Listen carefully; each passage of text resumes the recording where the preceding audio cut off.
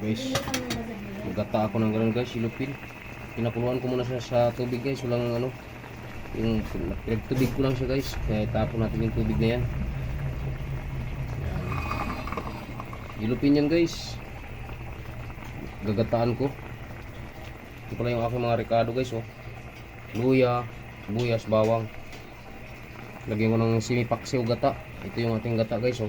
Spiso yan mga kahabi. Purong-puro.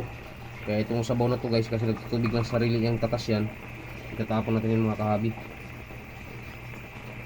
Tapon natin para mag final tayo ng ano, gata. Lalagyan natin ng kunting suka. Balikan namin tingin mamaya guys pag ano natin, maayos na natin yung ating gata at saka malagyan na natin yung rekado. Tapon muna natin yung unang sabaw guys. Pinakatas ko lang yan siya guys. Lagay ko na yung ating rekado guys sa aking isda.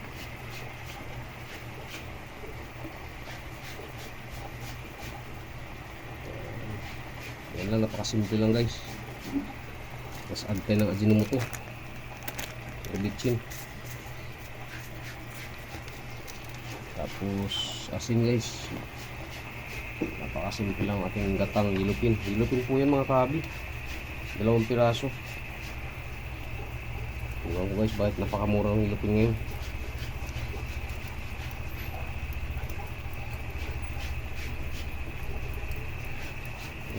Nilagyan ko yan guys ng ano,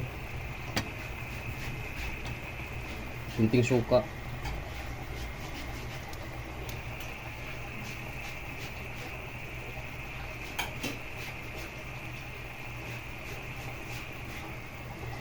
Ito natin yung avocado guys. Ay, simple lang yan siya guys. Lagay ko na guys yung ating gata. Napakasolid nitong gata natin. Yan o. Puro yan guys.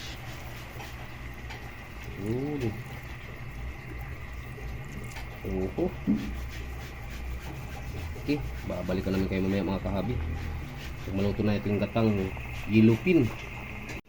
Ayun na guys, oh. Okay, sarap ng ating gata na yellowfin mga kahabi. Natural na natural yung gata natin guys, oh. Yellowfin yan guys.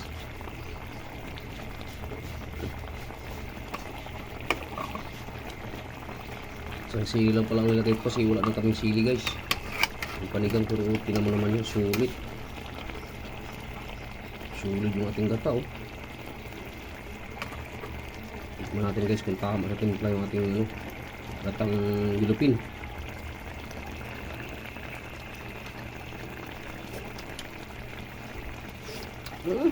Pagkadabis, ayos na buto-buto. Maraming salamat sa inyo guys. Dito na magwawakas yung aking video para aking ginataang yellowfin. Maraming salamat sa inyo at huwag niyong kalimutan yung aking munting channel guys, Ramil Applicator Vlogs.